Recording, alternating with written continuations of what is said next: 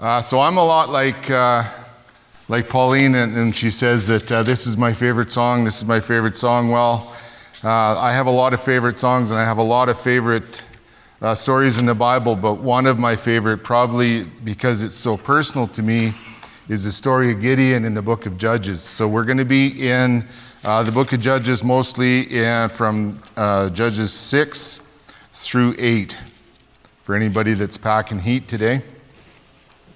Now, Doug read a little in Judges 2, and I'll just kind of Cole's notes what's talking there.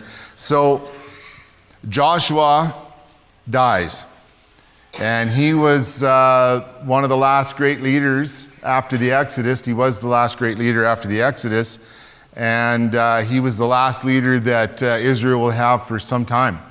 And like a lot of times when you have a powerful leader or a couple powerful leaders, which they did with Moses and Joshua, when they move on, there's sometimes a power vacuum. And that's kind of what happened here. Was we had Moses, we had Joshua, we had the elders. I mean, there was Aaron. There was lots of people that were stepping up, and the Lord had put in place to lead the Israelites. And it says there, after Joshua died, and when the elders at the time that remembered what happened and had been eyewitnesses to what happened, when they passed away, then for some reason, like a lot of us, the people kind of forgot. A little bit of the importance of what had happened seemed to slip away, and the things that they had promised God, which was to follow him always and stay away from idol worship and Baal and all that kind of stuff, got lost. And the people of Israel started to follow other gods. And they started to do a little bit of idol worship and took on pretty much the face of whatever place they were living in.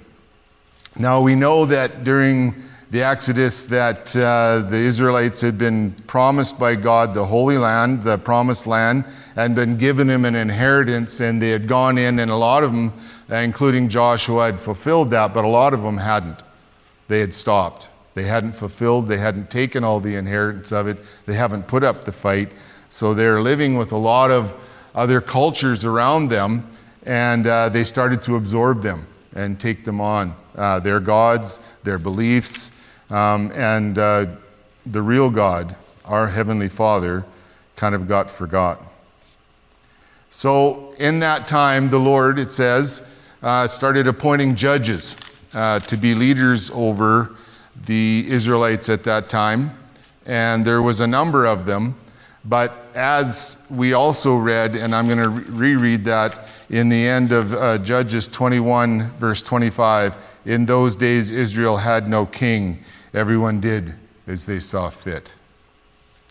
The reason I find this so personal, this book, is because as I read in there, I can't imagine a better description of the times than the times we're in.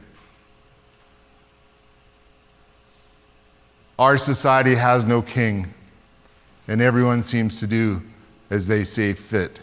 If I read out of the New King James, in those days there was no king in Israel. Everyone did what was right in his own eyes. I can't think of a more apt description of the society we're living in now in this part of the world than that. So in the midst of all this, with these judges, and there's several of them, and ladies, if you ever want to read a real good book about a real strong lady, you got to read about the judges Deborah. Does anybody know that story? Deborah is a hero. She was a judge, and so interesting in these times, she didn't want to be, but no man would step up and do his duty. So she said, fine, I'll go. She was talking to the fellow that was supposed to go, and he said, oh no, only if you go, then I'll go with you. And she said, fine, that's okay. Come with me, but it's not going to be you that gets the glory out of this. There's going to be a woman that is going to get the glory out of this. And in those times, that was a pretty big deal. I mean, it's still a big deal today, right? Right, ladies? I mean, if you really want, and Just on another little note, if you want another really good story about a very strong lady, or a couple of them, read the book just after Judges called the Book of Ruth. That's probably one of my other favorite stories in the whole Bible. And you want to talk about a story of faith and a story of someone doing righteous in a time where the world isn't, the Book of Ruth is just for you. And the Book of Ruth is actually written right in the midst of the time of the Judges, which gives me hope in that even though we're in a society that everyone seems to do what's right in their own eyes, there are them little stories in there of people that are actually still following the Lord and learning about the Lord, and gives me hope. So, why Gideon? Well, Gideon is one of those stories in the Bible that, although tragic in a lot of ways, is almost as if the Lord wrote a parody or a satire.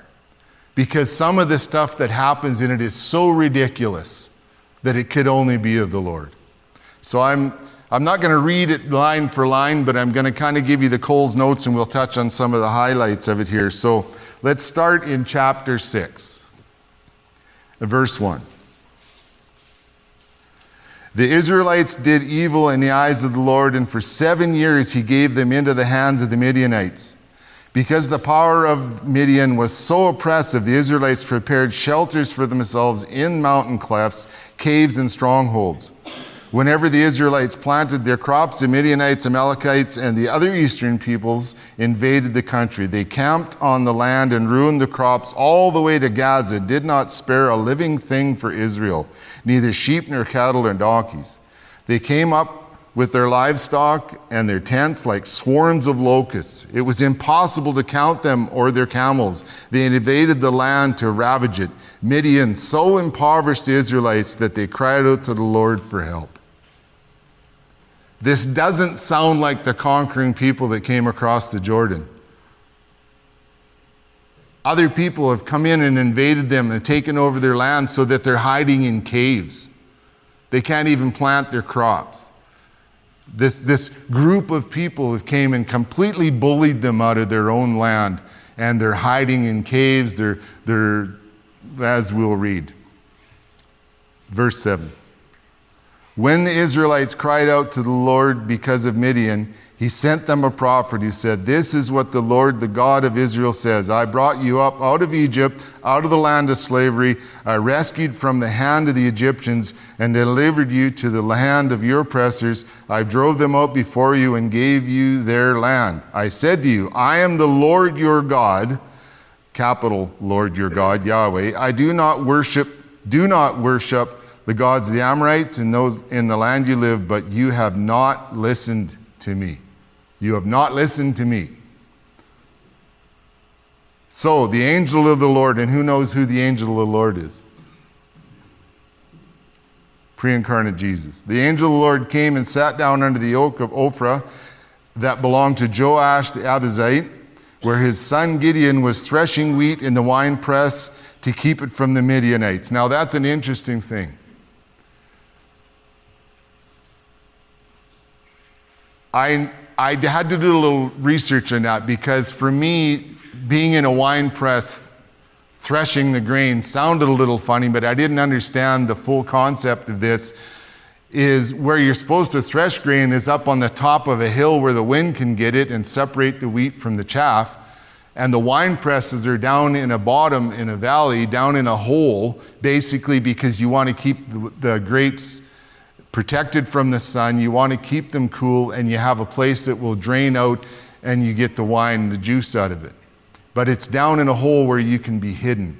So Gideon is not up on a high spot doing what he's supposed to be doing. He's down in a hole using a wine press for something that was never intended for, because he was so afraid of the Midianites. And if he didn't do that, they would come and raid him and kill him and take whatever little bit of grain they had left over.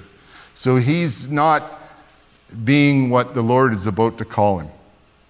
And he's there, and where is everybody else? Where's the rest of his family? It just says that Gideon was down there. Of course, he had a couple helpers, but where is everybody else? The angel of the Lord came and sat down under the oak of Ophrah that belonged to Joash the Abiezrite, where his son Gideon was threshing wheat in the winepress to keep it from the Midianites. When the angel of the Lord appeared to Gideon and said, "The Lord is with you, mighty warrior." And Gideon says, "Pardon me?" "Pardon me, my Lord," Gideon replied, "but if the Lord is with us, why has all this happened to us? Where are all the wonders that our ancestors told us about when they said, 'Did not the Lord bring us up out of Egypt?' But now the Lord has abandoned us and given us into the hands of Midian." I find that interesting that Gideon didn't recognize God. He didn't recognize Jesus. He didn't recognize him as anything supernatural at all right now. And matter of fact, he's feeling a little snarky at the moment.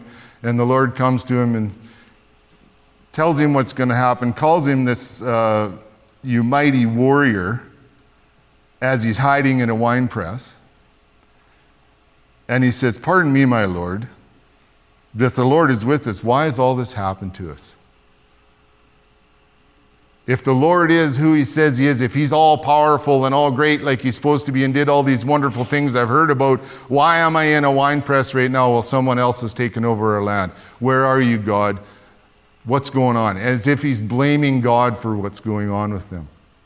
He's not seeing things as they are. But it's hard to see things when you're in a hole. It's a lot easier to see things when you're standing up on top where you're looking around where you're supposed to be. But he's hiding. I like the way the Lord answers him. He doesn't take offense at this at all. As a matter of fact, he doesn't even answer his question. The Lord turned to him and said, "Go in the strength you have and save Israel out of Midian's hand. Am I not sending you?" And again, Gideon says, "Pardon?" "Pardon me, my Lord," Gideon replied, "but how can I save Israel? My clan is the weakest of Manasseh, and I am the least of my family." The Lord answered, "I will be with you, and you will strike down all the Midianites, leaving none alive." Gideon replied, "If now I have found favor in your eyes, give me a sign that it is really you talking to me. Please do not go away until I come back and bring you my offering and set it before you." And the Lord said, "I will wait until you return." Gideon went inside, prepared a young goat from an ephah, and from an ephah of flour he made bread without yeast, putting the meat in a basket and its broth in a pot, and he brought them out and offered them to him under the oak. How very human. Someone comes and they're having a big story for you, so what do? You have barbecue. I'm going to feed you. He has not yet grasped what's going on here. But this kind of reminds me of Peter when in the Transfiguration, when Jesus shows up and is transfigured and Elijah and Moses are there. He says, "You know what? We should build some tents. Let's all hang out." Not getting it yet. But that's okay. Sounds a lot like something I'd do. The angel of the Lord said to him, "Take the meat and the unleavened bread, place them on this rock, and pour out the broth." And Gideon did so. Then the angel of the Lord touched the meat and the unleavened bread with the tip of the staff that was in his hand. Fire flared from the rock, consuming the meat and the bread, and the angel of the Lord disappeared. Well, you want a sign? That's a pretty good sign for me. That would be enough for me, I would think, I would hope. But is it?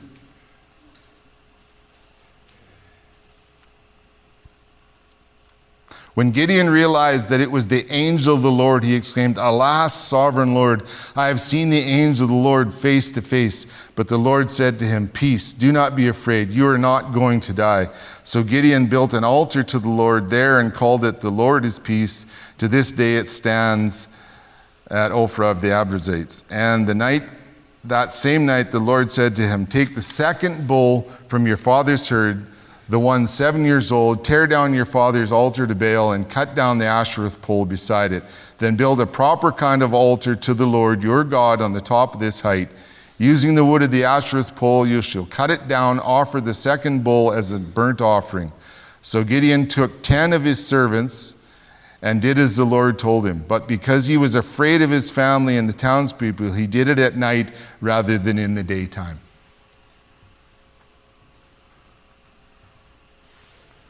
This is an incredible story.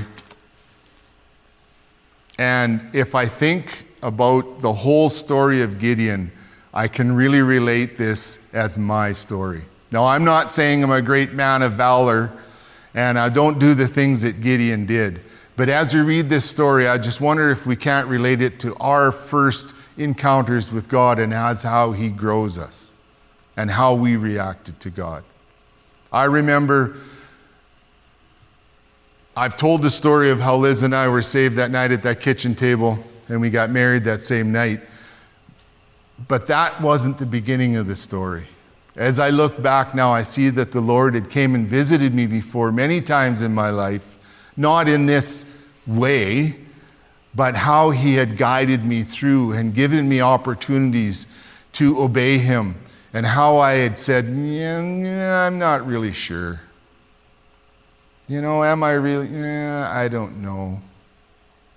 Be great if I could have a sign. Be great if I could see something. I'm not sure whether I really believe or not. And do I really want to do that? I don't know. And then the Lord came and he did show himself to me, and we gave our lives that night. But then after that, you would think, all right, let's go. But I'm sorry to say to you, that isn't how it has worked with me to this point. As that the Lord has given me stuff to do, but did I go right out and do it? Did I stand on the street corner? Did I go and no, a lot of the times when I do these things, I did them kind of, well, I'll do them, but I'm not really going to make a show out of this because I'm a little concerned what people might think.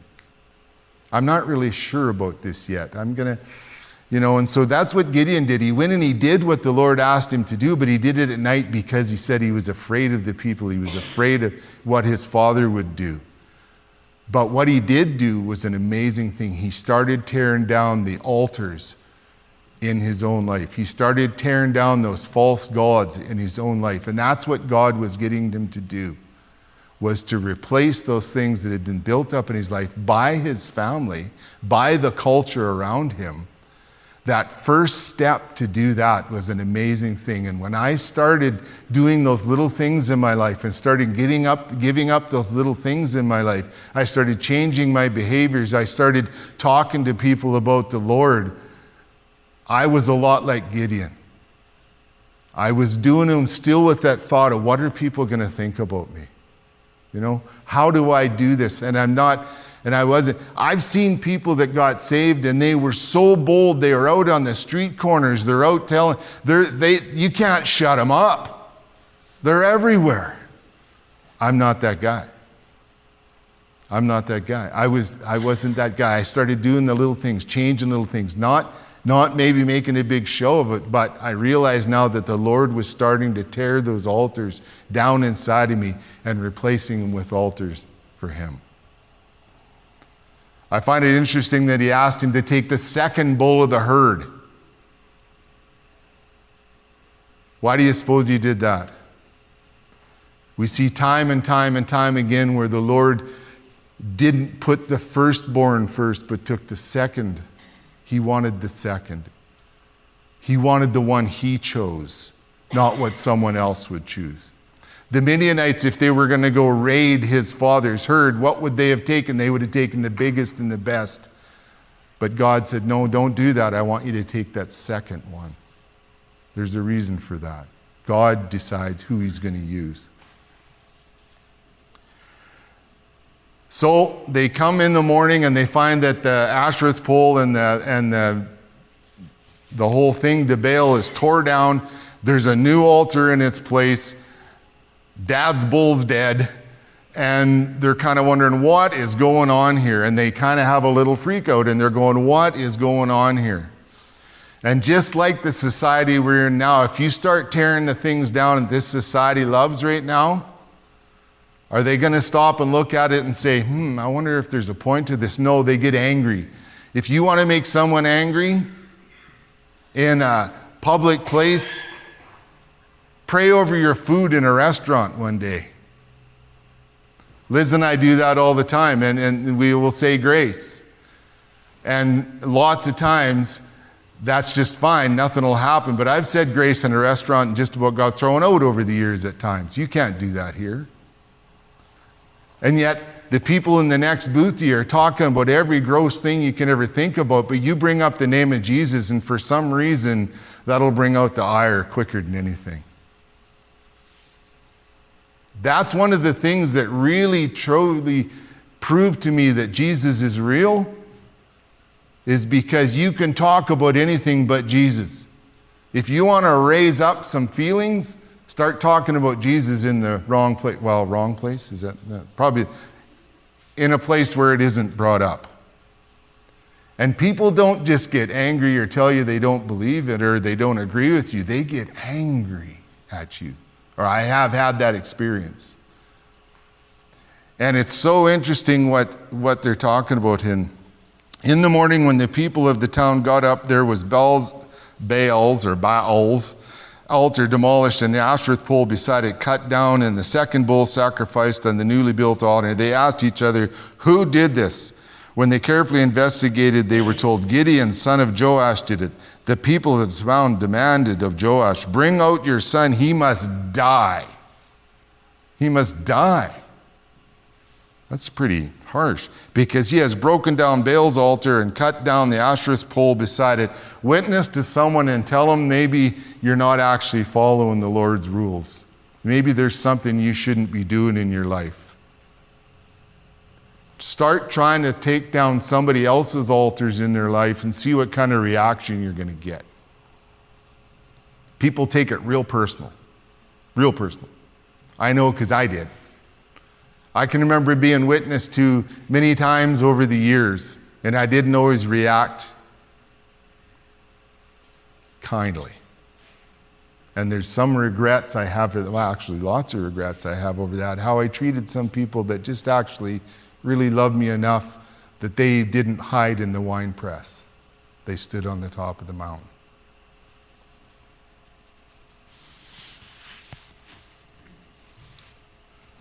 So they wanted to kill him for doing this. But Joash replied, and I love this. This is an awesome answer. But Joash replied to the hostile crowd, are you going to plead Baal's case? Are you trying to save him? Whoever fights for him shall be put to death by morning.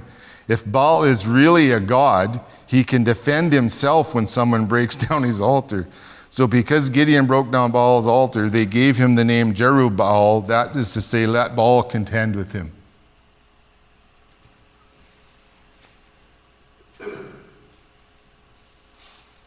Now all the Midianites, Amalekites, and other eastern peoples joined forces, crossed over the Jordan, and camped in the valley of Jezreel. We're in verse 34. Then the Spirit of the Lord came on Gideon, and he blew a trumpet, summoning the Abiezrites to follow him. He sent messengers throughout Manasseh, calling them to arms, and also into Asher, Zebulun, Naphtali, so that they too went up to meet with him. Gideon said to God, if you will save Israel by my hand, as you have promised, look, I will place a... Okay, Gideon said to God, if you will save Israel by my hand, as you have promised, look, I will place a wool fleece on the threshing floor.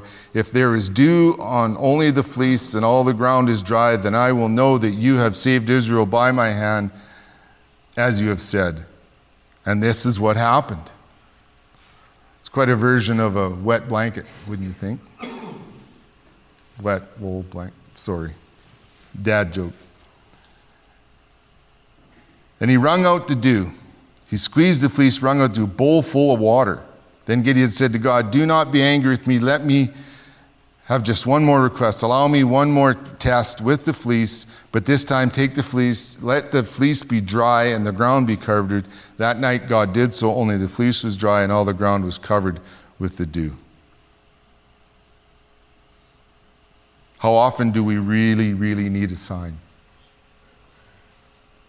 Keep asking for signs just to make sure. I know I do that. I keep asking for signs. It's never quite enough. It always seems like I just need a little bit more proof, a little bit more proof. It's got to be, because he really doesn't want to do this.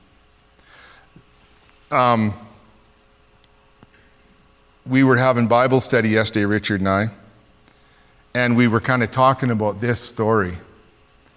And I kind of related to what was happening here as over in the valley by my place, there is a little farm there, or in the valley, that at one time was owned by a certain biker group. And we probably all know who these group of bikers are. Not very law-abiding at times, big people, rough people. That would be like God coming to me one day and says, okay, you're going to just go take over that farm. Just walk in there and take over the farm. It's yours. I've given it to you. Just walk in there. I'll be with you. It'll be fine. It'll be fine. Don't worry about all that leather and shotguns and all that kind of stuff. Don't worry about that. Just walk in there. That's yours. I promised you. It's yours. Take it. Go. I might ask for a sign or two as well. And I might act like a little bit of a wet blanket at the time as well.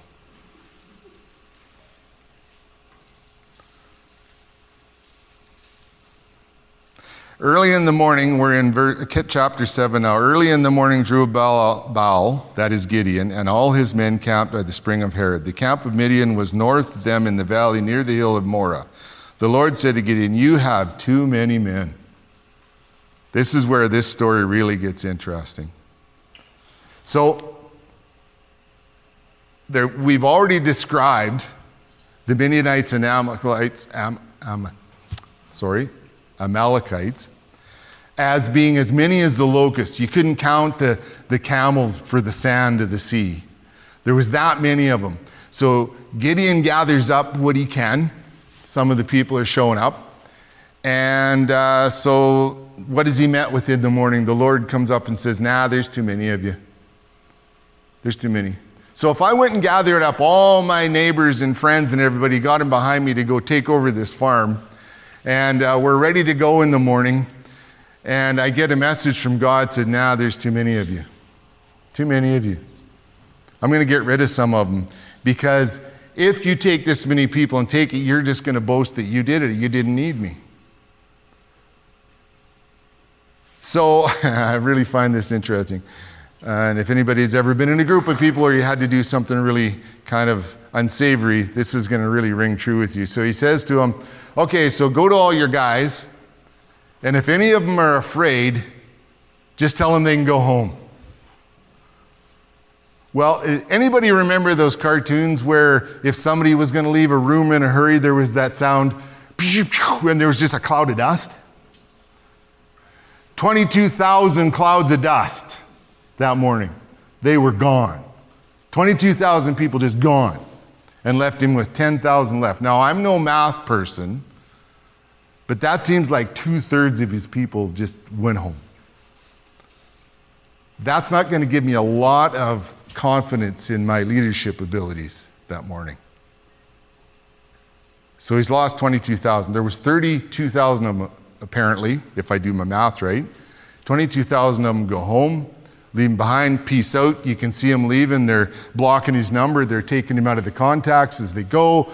Don't call us, we'll call you. So he's left with that. So, okay, now Gideon's standing there and he's going, well, now I got 10,000 people left. What seemed completely impossible to me now even seems more ridiculous. And God says, you know what? I'm going to thin them out for you a little bit more. There's still too many of you. So what does he do? And this story really tells me what the Lord is trying to get across. He says, this is how we're going to choose the guys that are going to go with you. You're going to go down to the river, and you're all going to take a drink. And the one that drinks one way or the other way, that's how I'm going to choose who you get. So you got some of them that are kneeling down and they're drinking right out of it, and other ones that are down and lapping it out of their hand, he says, like a dog, which is another little shot. Now, there's some that'll say, I've heard this said before, that the reason that God picked the ones that lapped out of their hand is because they're up and they're being more vigilant and they're better for... I don't think that's the case at all. I can't think of a more ridiculous way to pick an army than how you drink your water. Really. So he's left with 300 men. Now, again, I'm not really good with math, but we started with 32,000. We're down to 300. That's less than 1% of the people are left. And you chose them by how they drink water. This isn't instilling me with a lot of confidence, I gotta say. I got a little problem with this. And it even gets better. So Gideon's having a little struggle with this situation as how God's picking his warriors. And so God says, don't worry about it, Gideon. I want you to go down to the camp tonight, just around, dark. Kind of hide in there and listen to what they got to say, because you're going to be encouraged by this. Now, this is really showing how ridiculous this is. So Gideon's sitting there with his buddy, him and his servant is with him, and they're listening. And they hear two of these guys talking in the camp. Now, this is where they're describing the camp is so huge that you cannot count the camels even. I mean, there's just so many people in this camp. And Gideon's got 300. But the Lord says, don't worry about it, go down, eavesdrop on a little bit. He's going to tell you a story, you're going to feel great about this. So he goes down there and they're listening, and this guy is telling the other guy about this dream he had. He said, I had this really weird dream. And in the night, this big loaf of bread comes rolling down the hill, runs over the tent and flattens it.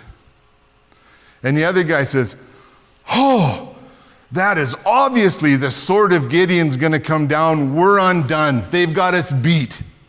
Well, I'm sorry, but the Pillsbury Doughboy doesn't fill me with a lot of fear. What a ridiculous story. And yet, really what God is trying to say is, quit trying to see things through your eyes. And so Gideon gets encouraged by this because he's thinking, man, if they're getting swords, I don't know about you, but I'd have much rather hear if I was Gideon, I saw the vision of this huge lion coming down into and it wiped us all, or there's a wolf or I don't know, a woodpecker, anything but a loaf of bread. And yet somehow this guy gets this idea that this is they're done because of the sword of Gideon is this loaf of bread. I just keep thinking the Pillsbury Doughboy and the little hee thing. I don't know, that's just me. So he goes back and tells these guys, okay, we got it. This is ours. The Lord has shown me that we're going to win this fight. So come on, boys. This is my plan. We're all going to take a horn, and we're all going to take a jar, and we're all going to take a lantern, which is basically a stick with some fire on the end of it, and we're all going over there tonight. And when we start doing this and then we're going to yell out for the Lord and Gideon, the sword of the Lord and Gideon. And we're going to crash our jars, and we're going to wave and we're going to make a bunch of noise and blow the horns. Are you guys in? And for some reason they were, not really sure why, but some of these guys obviously had a lot of faith either in the Lord or Gideon. So that's what they do. They go down there, they spread out, it gets dark, the guys are in camp, and all of a sudden you hear them shouting this, and they're breaking their jars, and they're blowing their horn, and they're showing their lanterns.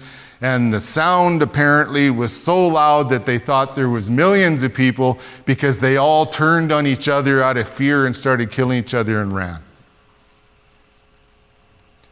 See what I mean about a ridiculous story? If this isn't the hand of the Lord, then it just doesn't happen.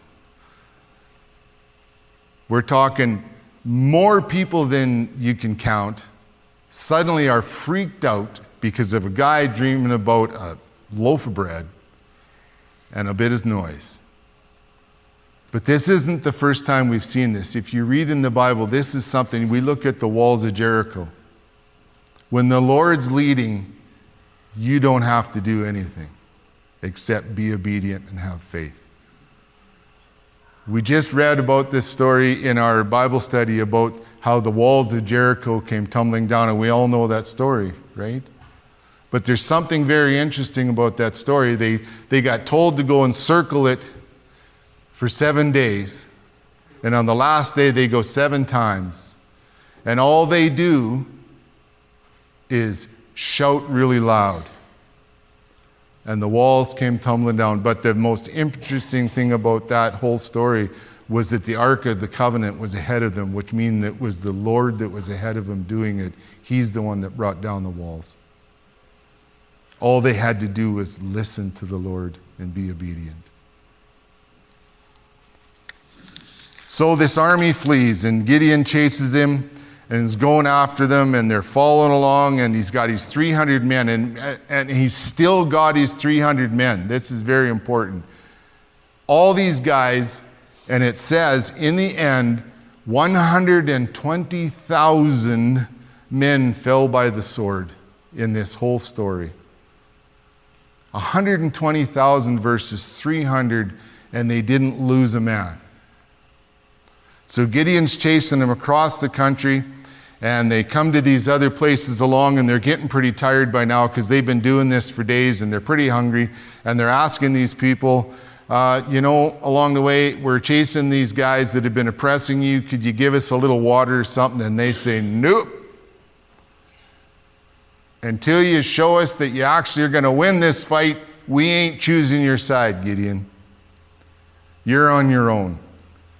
So Gideon does this a couple times, and there's stuff about thorns and teaching people bad lessons. And anyway, I'll leave you to read that part. So anyway, eventually he catches up to this Zebra and Zalmunna, which are the kings. And it's so interesting, when he finally catches up to them and brings them back, he asks them this question. When you were in this city, I think it was Torah, he says, what kind of people did you kill there? And these kings said, well, they were men like princes. And Gideon said, that was my brothers. Had you not killed my brothers, I would not kill you now. I often wondered, where was Gideon's family when he was in that wine press? Now I know. This was very, very personal to Gideon. That these people had raided this town, had killed his brothers. This was very personal to him. No wonder he was afraid. No wonder he wondered if this was possible when this group of people had killed his brothers. Doesn't get more personal than that.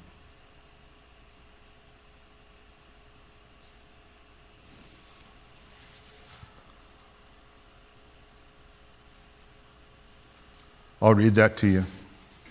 In verse 18 in chapter 8. He had captured these 2 kings. He's got them in front of him. Then he asked Zebra and Zalmunna, what kind of men did you kill at Tabor? Men like you, they answered, each one with the bearing of a prince. Gideon replied, those were my brothers, the sons of my own mother. As surely as the Lord lives, if you had spared their lives, I would not kill you. Turning to Jethro, his oldest son, he said, kill them. But Jethro did not draw the sword because he was only a boy and was afraid. Zebra and Zalmunna said, come do it yourself. As is the man, so is his strength. So Gideon stepped forward and killed them and took the ornaments off their camels' necks.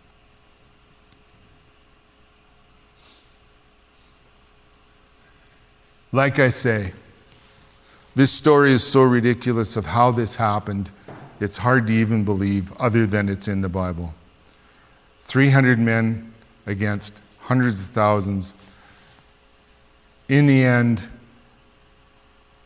they win the battle because the Lord is with them, because He has sent them, because Lord decides who's going to be powerful.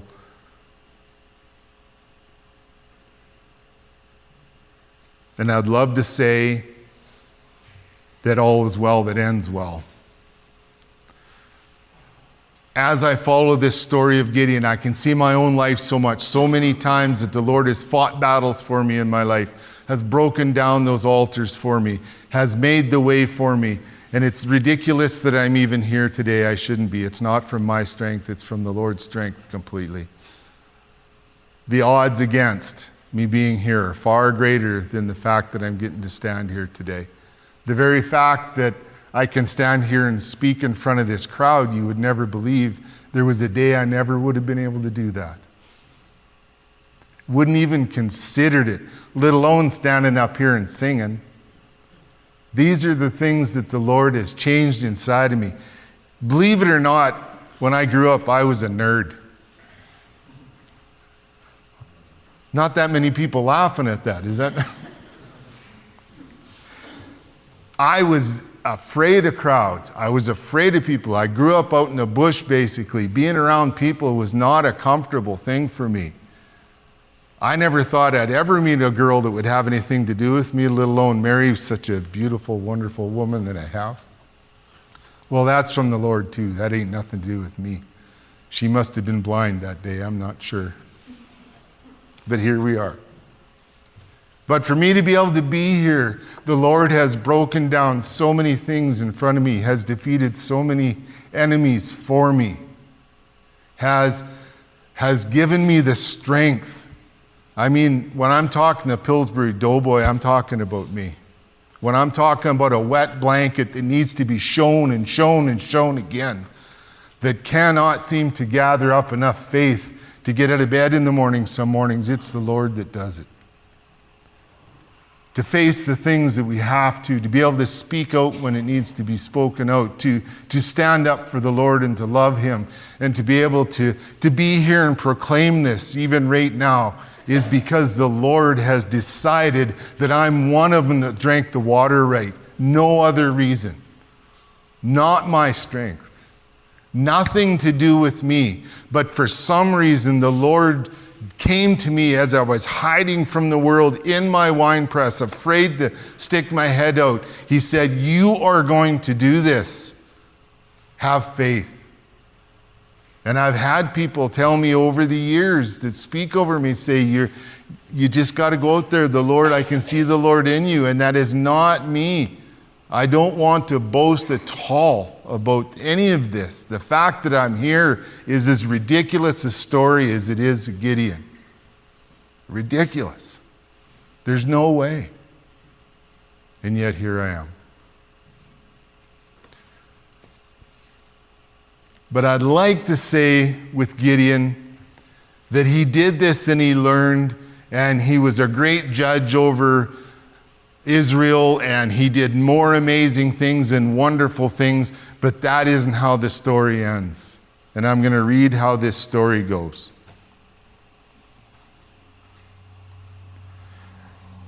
He's killed the two kings then, and he's defeated the Midianites, the Lord has, and all this has happened. And the Israelites said to Gideon, "Rule over us, you, your son, your grandson, because you have saved us from the hand of Midian." But Gideon told them, "I will not rule over you, nor will my son rule over you. The Lord will rule over you." Wonderful words. Is that a bit of Christianese if I've ever heard it? Because the next thing that he says, "I do have one request, seeing as you're offering. I really like your earrings." One hand he's saying, you know what? No, it's not me. I didn't do it. The Lord did this. The Lord's going to rule over you. But I really love those earrings. So they gave him all those golden earrings and stuff that they had on him. They said it ranged between 35 and 42 pounds of gold. Can you imagine? Let's do the math on that one now at about 6,000 an ounce. No, I don't even want to go there. Anyway, they give him this. And what does he do? He builds an ephod. Anybody remember what the ephod was? Yeah, the priestly garment, the covering that the priests had, that the Lord had made Aaron, the royal priest, he gave him an ephod, that whole family, so that they could go into the Holy of Holies. And so that they are that person, the priest. So Gideon, and I don't know why, but anyway, he makes this ephod, he sets it up in his hometown, and everybody starts to worship this ephod, and it says it's a snare to Gideon and the Israelites, to the family and the Israelites. So, I don't know, I can only kind of imagine what's going on here. But Gideon's kind of come to the point where he's starting to believe his own press, because everybody's telling him how great he is and how wonderful that is, and look all that's happened. But instead of deciding at that point, okay, Lord, what are we going to do with the rest of my life? He decides, no, I'm done. I'm going to make this little thing here, and we're going to hang it here so everyone remembers this great thing, and I'm checking out. And it says he just went and lived in peace the rest of his life, and he had 70 kids and a whole bunch of wives, and he kind of, everything was under peace. The Midianites didn't happen as long as Gideon lived, which is another 40 years. But it doesn't ever say he did anything else other than that. He sets himself up as priest, makes a golden image, and checks out. No, I'm wrong. He had 71 kids. Because one of the kids he had was from a concubine in Shechem whose name was Abimelech. And Abimelech wasn't a cool guy. As if you want to read on from that to hear what Abimelech did. And I really suggest you, if you get a chance, read the book of Judges. Liz and I have been going through it. We just finished it. It opened my eyes to so many things. And Abimelech, and ironically enough, Abimelech means either father of the king or father to the king or Pharaoh. You don't hear of any other Gideon's kids' names except this one that came from a woman that wasn't even his wife, that lived in a different town, and he called him king. I find that very interesting. And what happens after that is horrendous. And I say all that to say this.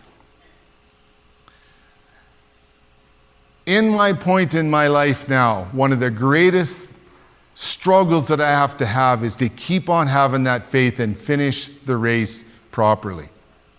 Gideon didn't. And Israel suffered for it. And yeah, I'll just leave it at that. Let you folks read that. You really need to read that. He didn't carry on. He didn't keep fighting the good fight. He didn't keep thinking, okay, now Lord, you've shown me this amazing thing has happened in my life. You've got me to this point. Now what? He retired. He quit. He didn't do another. It doesn't mention that Gideon did anything else other than there was peace in the land for the next 40 years.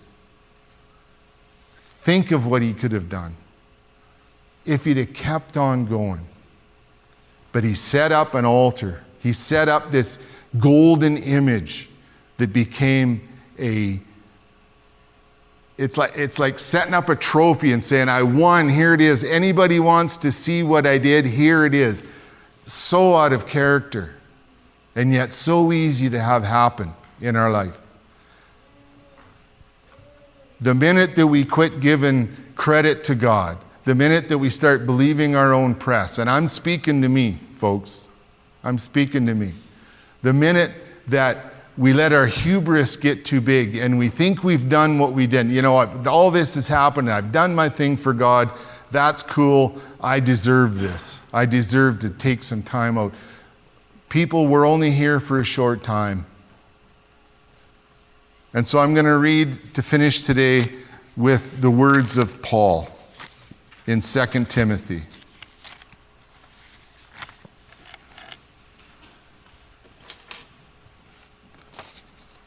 2 Timothy 4. I'm going to read to verse 9.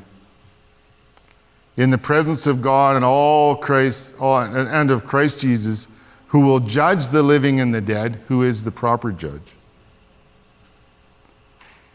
And in the view of his appearing and his kingdom, I give you this charge. Preach the word, be prepared in season and out of season, correct, rebuke, encourage with great patience and careful instruction. For the time will come when people will not put up with the sound doctrine. Instead, to suit their own desires, they will gather around them a great number of teachers to say what their itching ears want to hear. They will turn their ears away from the truth and turn aside to myths.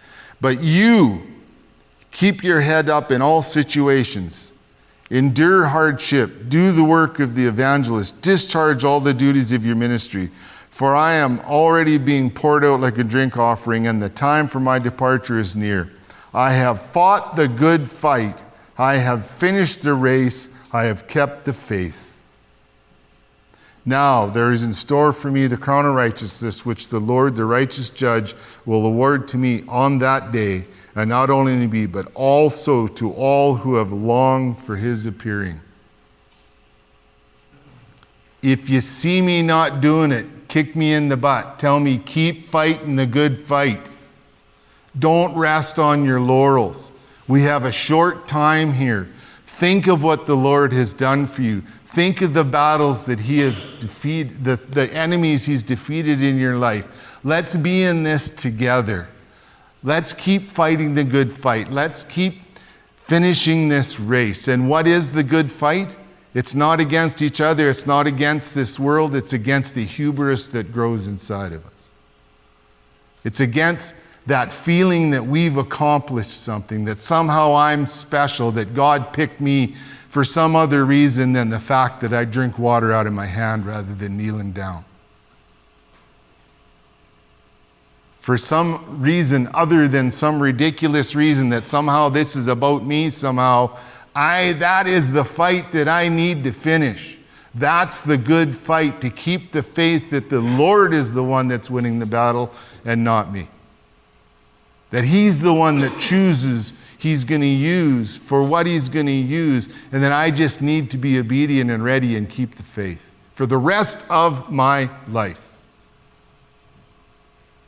Sorry, folks, but you signed up, you don't get to retire. You're in this to the end. You're in this forever because the Lord is in this forever with you.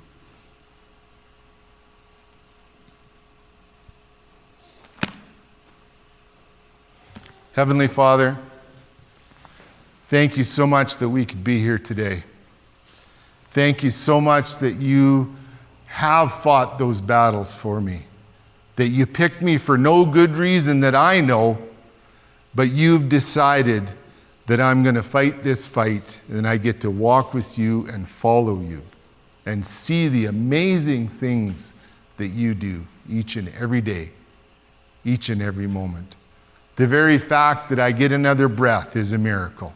The very fact that I got to breathe my first one is a miracle. The fact that we're here today and this world exists is a miracle that you've decided for your reasons. Lord, this is not about me. This is not about anybody but you and your decisions, your power, your strength, your grace, your love. Help me to fight that good fight, to remember that, to keep the faith, and to finish this strong. I started out weak. I remain weak, but you are finishing this strong for me, Lord. Help me to see that. Help everyone to be blessed here today. Thank you so much, Lord, for this day. And I pray a blessing on each and every person that is here. In Jesus' glorious name, amen.